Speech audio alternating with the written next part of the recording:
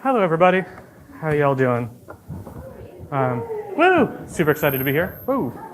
My name is Em. I use she, her, they, them pronouns. We good? We're getting better? Great. Good at Microsoft, but I'm also a game designer and an installation artist. I make installation art that you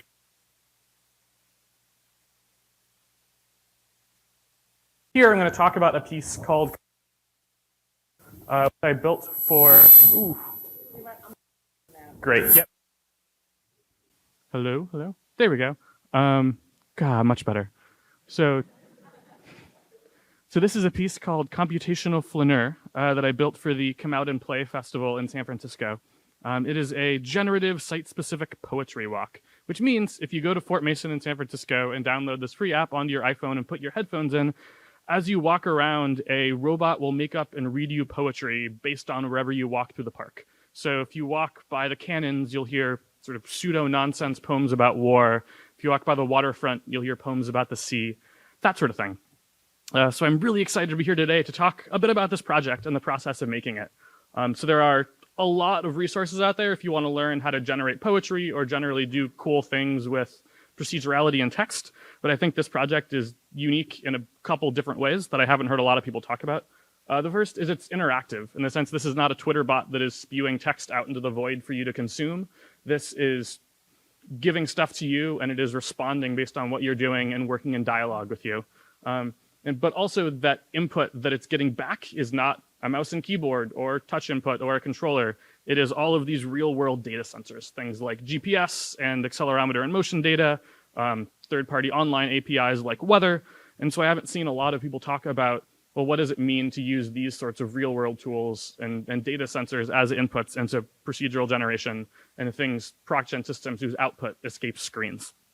So I'm generally going to be talking about what was the process of thinking through and conceptualizing and designing this piece. We're going to start by touching on the history and tradition of immersive theater and site-specific narrative art installations that computational flâneur plays into, and look specifically at the ways these sorts of things create these joyful emergent behaviors that actually sort of mirror what we like and think is interesting about procedural text generation and digital procgen. Then I'm going to talk a bit about the actual act of generating the poetry and specifically using neural networks. And then finally, looking at, well, okay, so we have these pieces in place, how do we actually put them together? The prototyping and design process of building this and some of the technical tools and conceptual ideas.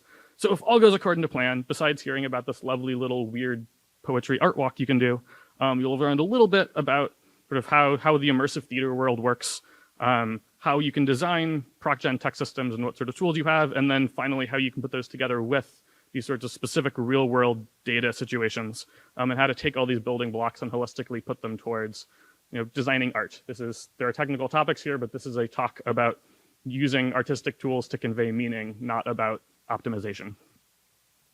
So this is a theater piece called Sleep No More. How many people in here have heard of this or seen it or have any idea? Awesome, that is a larger group than I thought. Fantastic, I love Strangelove. This is a theater piece by a British theater group called Punch Drunk. It is running in New York and Shanghai, and it has run in Boston in the past.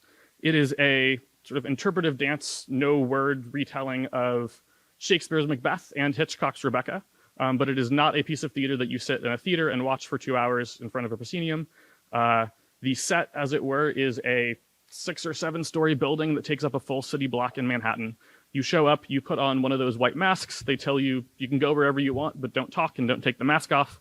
And you have 2 or 3 hours to wander through this space and do whatever you want. You can pick an actor and follow them all night. You can hang out in a room and watch people come in and out. You can go to the library and read all the books or go to the candy shop and eat the candies for 2 hours. And those are all equally valid ways to experience Sleep No More. But the real magic to me isn't all of these weird, unique experiences you'll have, although those are great. It is after the show when you go to a coffee shop or a bar with your friends and you debrief and talk through what are the things that I saw versus the things that you saw. And what are the unique moments you had? Because each of you will have had unique and different moments, and not just, I saw this thing whereas you didn't, or I saw it in a slightly different order than you. But you will inevitably have like a sequence of events that feels so perfectly connected to each other that it had to have been intentional. And yet no one else in your group experienced anything like that. And it wasn't explicitly designed by an author. It just happened as a result of the systems in place.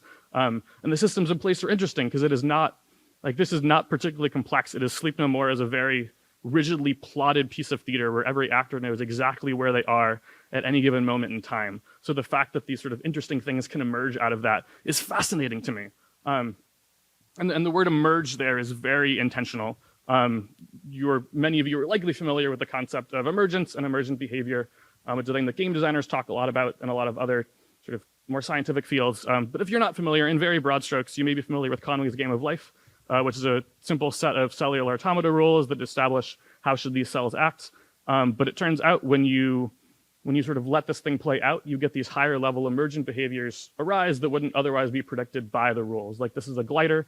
It's a shape that sort of very naturally forms, and then it self-replicates across the 2D grid. Nothing in the Conway's game of life rules suggests that will happen, but it naturally emerges as a result of the simpler level rules that exist. And so this is something that we game designers talk about a lot. We usually think about it in terms of if you are trying to create certain types of games that are very complex and have these rich dynamic interactions and complex choices. We talk about Emergence a lot as a design tool that lets you design very, very simple gameplay systems and let interesting things come out of it. Like, this is a game called Spelunky. They're sort of very famous for this sort of thing.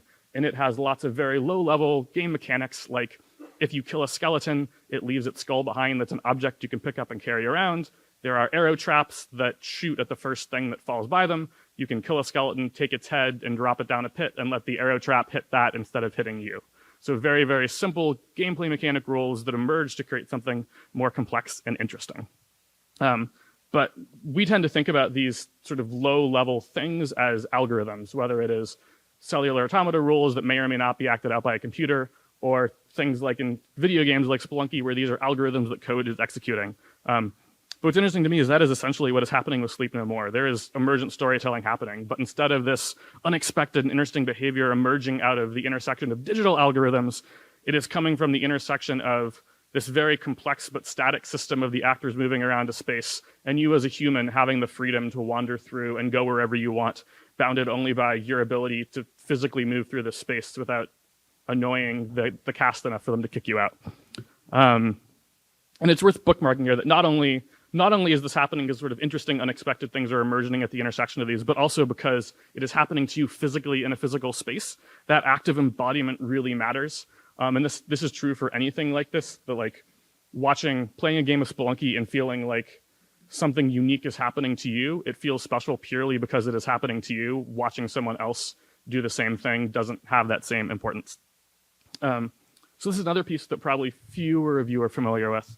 This is so Janet Cardiff is this amazing sound artist who makes these audio walks. And so this one was a piece she did in New York in 2004, 2005 for the Public Art Fund called Her Long Black Hair, that is a 30-minute audio walk through Central Park. So you would rent a Discman from her, or a tape recorder, and she sort of walks you through the park. And there's a framing narrative of why you're going to different places, but that's really not as important as the binaural audio soundscape she's created. So she uses positional audio to create this sort of alternate reality laid on top of the real world, not AR with 3D goggles, just through sound. But there is this magic sense of, as you walk around, you will hear police sirens on 59th Street or a couple arguing behind you, and you're not sure, is this actually happening in real life or is this part of the fiction? And to be clear, this is a static recorded piece of audio. The 3D positional audio that makes it sound like someone is behind you is baked in, so if you turn your head, they will move with you and completely break the illusion. Janet Cardiff manages to get you to not turn your head through incredible psychological design that I could give a whole other talk about. But what's lasting about the piece isn't just those specifics, but the overall effect that it shapes your relationship with the space. After having done Her Long Black Hair, I feel differently about that corner of Central Park than any other space in Central Park, in a way that is really different from just doing an audio walk there or taking a walk through the park. She somehow weaves this magic where she takes, whether you want to talk about, like in games, we talk about the magic circle of a game, or if you want to talk about suspension of disbelief in theater, or whatever terminology you want to use, there's a sense of like the hyper reality of engaging in sort of a capital A art piece that she manages to extend that circle to all of the things that just happened to you as a result of walking through the park. So every interaction you have with a stranger, every little bird you see feels like part of this meaningful and magical experience. And this is all very intentionally done and very carefully done. The way her piece intersects with the real world is very subtle and very clever, whether it is hearing sirens on 59th Street, which work because there will always be sirens on 59th Street as long as there are cars in Manhattan, to at one point she walks you through the zoo and she has you look at some animals that are right there and they're great, and then she has you look at a polar bear exhibit. It is very clear now going to Central Park that those polar bears have been dead for at least a decade. And I don't know if they were there when the piece was written or not, but it doesn't matter because the way that ephemerality ties into the piece makes that feel incredibly meaningful. And then throughout the rest of the piece, she has you interact with strangers and do things to make a fool of yourself.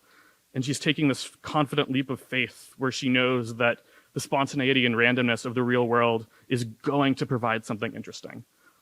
Which to me, this is very similar to Sleep No More. It is like, besides literally being this embodied art piece, the same way that Sleep No More creates interesting emergent situations by letting you roam free in this very rigidly plotted out space, this creates emergence at the intersection of the static 25-minute piece of recorded audio with the real world and everything that will happen when you're in a public space, as long as you are psychologically primed to pay attention to things.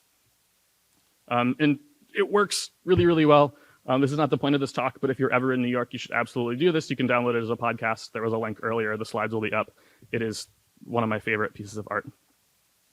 So to bring our focus back, so a couple years ago, I was doing research at the MIT Media Lab all about real-world storytelling and how we can use fiction to connect people to public spaces in very much the same way as Janet Cardiff. And I was looking at, here's this amazing audio walk. Janet Cardiff has done some other audio walks. Nothing else I have ever seen even comes close to this. There are people who have done similar walks that don't quite capture her magic, partly because this is clearly a very, very hard design problem, and you need both a lot of audio production skills and a lot of experience making this sort of thing. So my hypothesis was we can get more things like this to exist in the world if we lower the barrier to entry for creating them. Maybe one way to do that is to bring in sort of smartphone technology and the giant bundle of data sensors you have in your pocket to give creators more tools that make the creation of things like this simpler. And so originally I was working on more narrative pieces, bringing in inspirations from things like Choose Your Own Adventures and the Renaissance and indie narrative games. But I quickly shrunk the focus back down to something non-narrative to work on, like, what are the lower level building blocks of making things like this? Hence the Come Out and Play Festival in San Francisco being in Fort Mason, which is a lovely park that I feel like none of my friends had ever seen. There is a fort area that is pretty popular. There's a farmer's market there, a bunch of great restaurants and event space. There's a grassy area that is a pretty popular park spot. But the park has all of these other weird nooks and crannies and little hidden paths covered in flowers and cannons and a chapel and a community garden and all of these beautiful spaces. And so part of my goal was thinking, given that we have access to this space that is in the middle of San Francisco, what can we do to get people to appreciate this space and know that it exists? And so I drew inspiration from two very disparate things. The first were Twitter bots. And I have a pet theory about Twitter bots, which is that they are really, really good Skinner boxes. That each time a bot tweets, like this one on the left, two headlines, it grabs two different headlines from Google News, grabs the subjects from Google News and swaps them by Darius Kazemi. Every time that tweets, it is like pulling a slot machine lever or a pigeon pushing a button to get a treat. Nice unintentional pun. Every time that bot tweets, it is not necessarily funny. It is often not funny, which in a sense makes it more interesting than something that gave you a treat or a funny joke every time. It is this generator where most times this might be relatively uninteresting garbage, but that means that both maybe this time it'll be surprising and interesting and funny, but also then those times that it makes it feel that much more meaningful. And on the complete opposite end of the information economy and attention economy spectrum, we have meditation chimes. And so I apologize, I am not particularly experienced in this field, so please correct me if I am wrong. But my understanding is there are certain forms of meditation where you find value in having these chimes, where sort of naturally with meditation, you want to be focused on the present and on nothing. But because we are human and fallible, our attention is going to drift. And so a technique that I have personally found useful is having these chimes that every so often ring to help snap your attention back. Sort of counterintuitively, having this distraction from the outside world serves to remind you what you're supposed to be doing and lets you get outside of your own brain.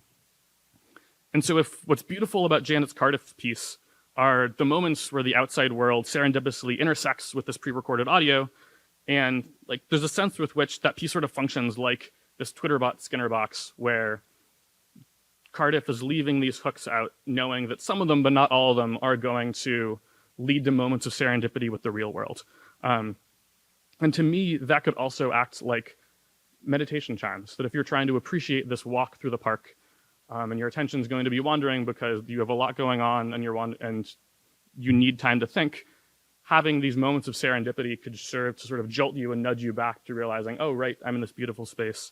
I should appreciate it and be more aware and more present.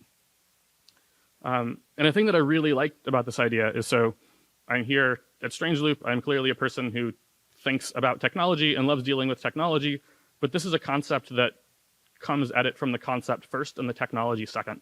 You can imagine a version of this that is just like Cardiff's walks as a static piece of recorded audio, but we have this clear metric where, at least the hypothesis is that if the goal is to give you these moments of serendipity to draw you back into your walk in reality in the present, the more moments of these that exist, the more effective this will be at that.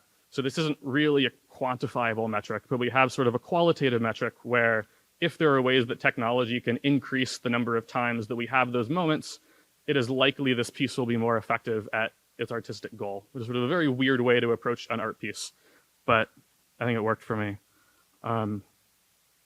So the final piece of the puzzle was the poetry. A couple of years ago, deep learning started to go through the renaissance that it's currently undergoing. A very, very popular piece that came out about that time was Andrej Karpathy's article about the unreasonable effectiveness of recurrent neural networks. I don't have time to dive all the way into how recurrent neural networks work, or specifically a tool that he talks about called char-RNN, which is a character-based recurrent neural network, which is a technique for generating text. I think it's probably, for the sake of time, we're going to talk a bit about, you can think of char-RNNs as sort of souped up Markov chains, and we'll talk a little bit about Markov chains in case you don't know what those are. So how many of you are familiar with Markov chains or have done anything with them? Okay, great, about half of you, maybe a little more. So it's a pretty relatively straightforward method of basically using statistics for generating text. If you have ever seen any sort of like horse ebook style Twitter bot that asks you, like you can generate tweets that look like your own tweets, that's probably using a Markov chain. This here is King James programming, which is trained on a combination of the King James Bible and ESR's texts. So in broad strokes with a Markov chain, if you took every piece of text that Shakespeare ever wrote, you would basically sort out what is the probability that a given word would come given previous words. So if you're looking at the previous 3 words, if you see the phrase Romeo, my Romeo, statistically speaking, wherefore is probably coming next. And you can generate a chain of these where then you would look at my Romeo, wherefore, and grab the next word, sample that ad nauseum until you have some text that is statistically like, but aesthetically only sort of like Shakespeare. But Markov chains aren't great. A particular thing they are bad at is context and remembering long-term history, because if you're only looking at the last couple of words, it's really tricky to get that. Like one specific problem they're bad at is things like if you open up a parenthesis, you're probably not going to get a matching clothing parenthesis because it will have forgotten that it existed by the time it would get there.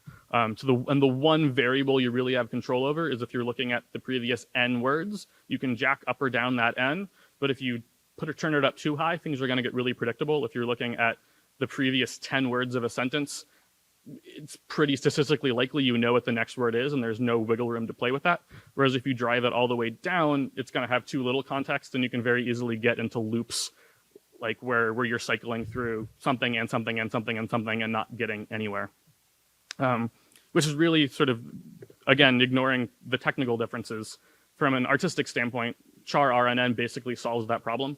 That through being sort of a neural network with many, many layers, it has a much higher contextual awareness of what is the long-term history and can sort of do a lot of subtle negotiating of how much should I be weighting the most recent text versus remembering long-term context, at least to the extent that it makes sense to be attributing intentionality to these things. Like specifically for this matching parentheses problem. This is in Karpathy's article. He has a bunch of char RNN examples trained on the Linux source code. And so this specific example doesn't literally compile, but you could imagine it compiling. And of course it is, of course it is complete nonsense, but at least you can see it gets things like the higher level structure of what does a C function look like. It's also worth noting, this example shows how good it is at catching explicit structure and lexical structure and things about how you actually position characters after each other. Part of where char RNN gets really interesting with prose is it doesn't just capture the explicit structure. It is also very good at intuiting implicit structure, which is also a problem because then it is going to blindly reproduce a lot of our own racist and sexist and other problematic things that we don't really notice.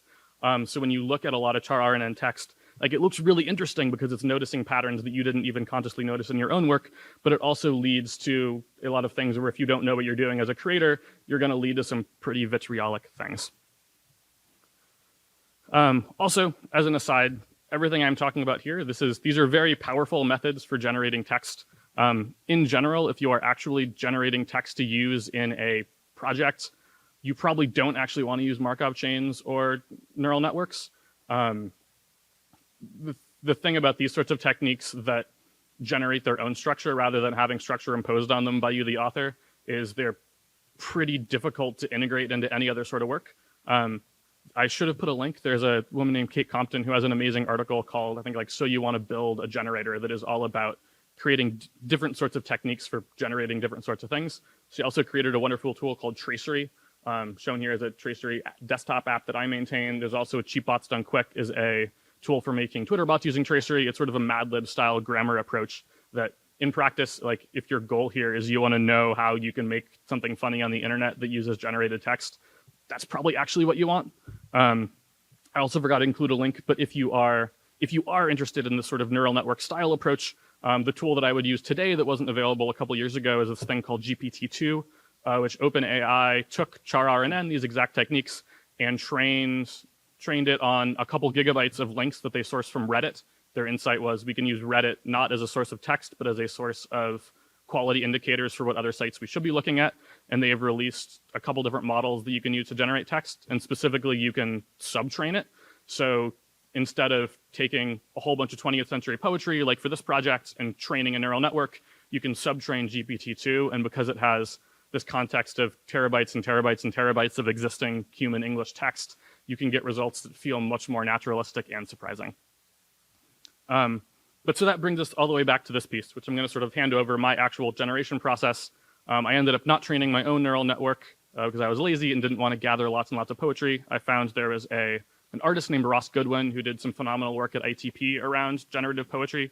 He made this beautiful camera that you take a picture of something and it gives you a poem about it. So once I had that, the question was, well, how do I actually integrate this with the physical space? So I'm going to talk about a couple different issues I ran into and different ways that I tackled them. So my initial hypothesis that I sort of laid out earlier was more sensors is better. This piece will be better the more that people feel like it is connecting to them and speaking directly to their experience, and they have more of these moments of synchrony where the poetry somehow relates to the real world. Therefore, the more sensors, the better. We're going to use GPS so we know where the player is. We're going to use motion sensors so we know how quickly they're moving. We're going to use weather data so we can give them special experiences if it's raining or something like that. We can detect, are they there in the morning versus the evening, weekday versus weekend, fall versus summer? Is it their first time or 20th time?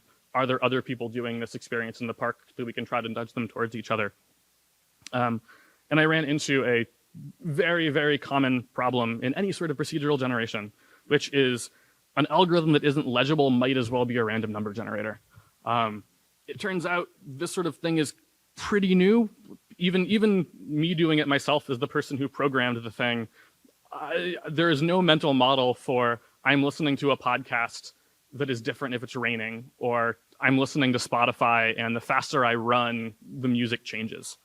So this felt like nonsense and noise and not particularly helpful. So a big part of this project and what actually testing it in person drove out was shrinking everything down to be as simple as possible. So the end result ended up using just GPS and location data. So if you take your poetry char RNN, it has 3 inputs basically. You decide how much text you want, which I found just based on the network that I had sampling it, there was like a certain length of about 50 characters consistently produced the most reliable output. You have the temperature, which is roughly akin to a Markov chain, like choosing the n. Like a lower temperature is more conservative in given a probability space of what characters can I pick, it is going to choose ones that are statistically more likely to appear. So you're going to get text that is more likely to be coherent, but also less interesting and maybe a little more repetitive. A higher temperature is going to be more volatile, more likely to be incoherent, but potentially more interesting. And then you also have the seed text. So if you're starting by saying, here's some text, what's statistically likely to come next, you need a piece of sample text to kick things off.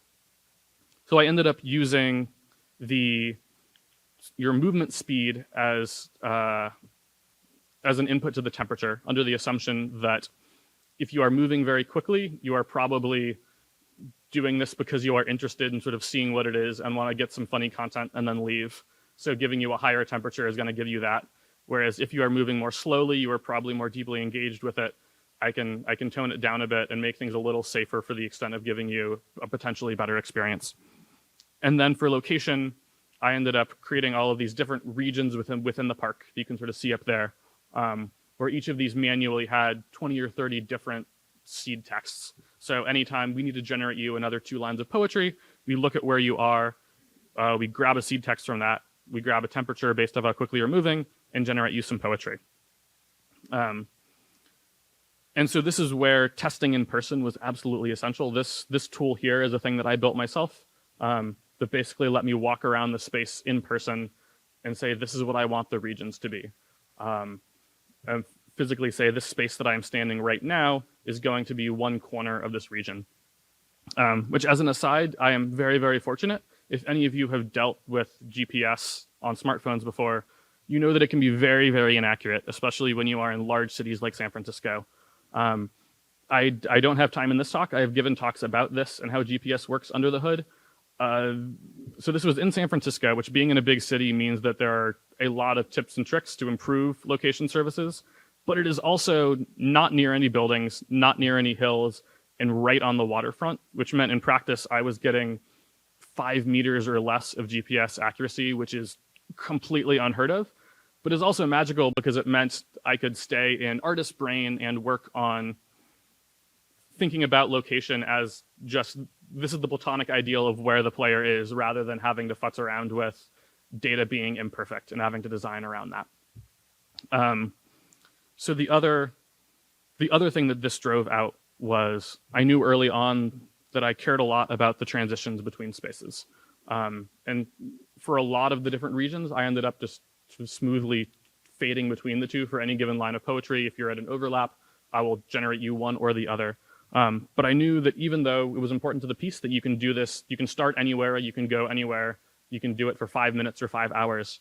A lot of people were going to start by the fort because that's where a lot of the parking is. And in the fort, the first place they are probably going to go that is a meaningful shift, like there are a couple different reasons in the fort, but broadly speaking, there's a set of stairs that lead up to the park.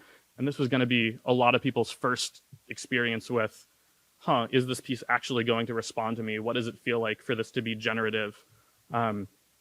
So this space felt really important to sort out, how does this actually change? And so I started out using the iPhone's altimeter. If you have a newer-ish iPhone, it has a very, very precise sensor that can tell you exactly how high above sea level you are, to the level that on these stairs, I could know exactly which step you were on.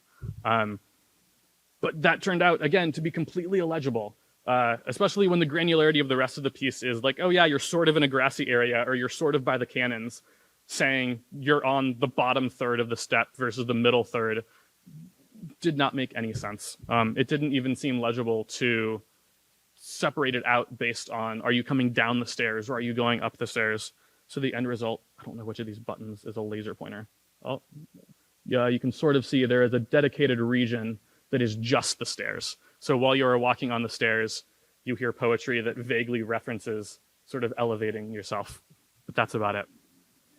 And all of this was only possible because I was able to do all of this on site in the physical space, which was really difficult given that I don't live in San Francisco.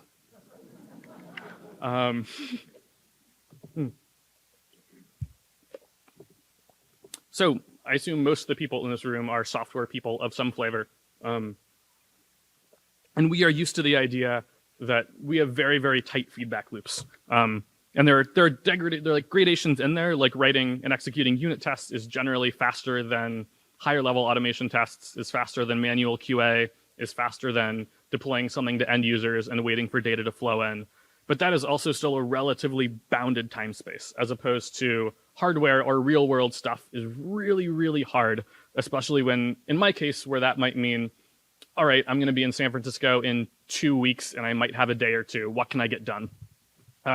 So I needed to be able to really optimize that time in the physical space, which meant being able to do everything that didn't need being in the physical space and do that anywhere. So I partitioned this out into a couple different groups of things, where I think the sort of high-level tactical thing here is it is worth taking time to design your design process.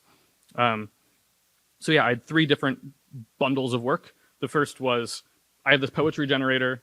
It needs to be able to spit out poetry. I need to figure out what are the range of temperatures that are valid. I need to test, given some hypotheses about here are some seed texts that will generate poetry that is both interesting and relevant to the broad sort of space. I can do that on my computer without anything else. Once I had that, hearing, like reading poetry at my computer or having a text-to-speech bot read poetry back at me still doesn't give me the aesthetic experience of walking through a physical space, which I can still capture without having to be at the specific park. So I had a special build of the app that wasn't region locked to Fort Mason. I could just open the app anywhere and it would read out poetry, and I could press a button to change regions. So I could still get a sense for, here's what this type of poetry feels like as I am walking through the physical world. As I'm walking to like a different space wherever I'm walking, I can press a button and simulate shifting regions in the app and get an aesthetics feel for how does this work at a high level in the real world. And then having all of that taken care of, that meant, and making sure that things were such that I could always have my latest code running on device, that meant that when I'm on site, I could focus that on on-site things. Which, as I explained earlier, that meant high-level conceptual questions, like how should this work? What does it feel like to be doing this at all? And then later on, this was essential for tuning out fine-tuned details, like sorting out how exactly those transitions between spaces other than the stairs worked, and how to best implement the subtle background audio. So I had these Janet Cardiff-style background soundscapes. So while you're in the community garden, you hear birds chirping. When you're in the grassy park area, you hear kids playing. When you're by the chapel, there are bells off in the distance. And my first attempts at those were incredibly ham-fisted. And without being able to sit there in the park and try something out and then go and sit down at a table and tweak some variables and try it again, it would have felt incredibly overwrought and would have detracted from the piece rather than adding to it. So I guess at a high level question though, why bother with any of this? This is a lot of work compared to just making an audio walk or making a Twitter bot. And so a thing that I care a lot about as an artist, and I feel like I talk about this way too much, is that the way you interact with any sort of digital system meaningfully affects your relationship to it. Even separate from art, like you feel meaningfully different about an app you use on your phone versus using the exact same service as a web app on your desktop. Like it is a different emotional connection. And even if you're using it on your computer with a MacBook Pro butterfly keyboard versus like a juicy, clacky mechanical keyboard. And so as an artist who is interested in making things that connect people to each other and other systems of the world and get them excited about the world, why would you not play with that artistic palette and use all of these tools at your disposal? So I think making things like this and putting in this effort is really important. And hopefully you do too, but if not, that's also okay. Hopefully you have still gleaned something useful out of this, whether it is thinking about emergence and immersive theater or procedural text generation with neural networks or other methods, or thinking about designing process to test integrations with real-world data. But above all, hopefully this is some sort of inspiration that you should go out and make some more weird things in the world. Thanks.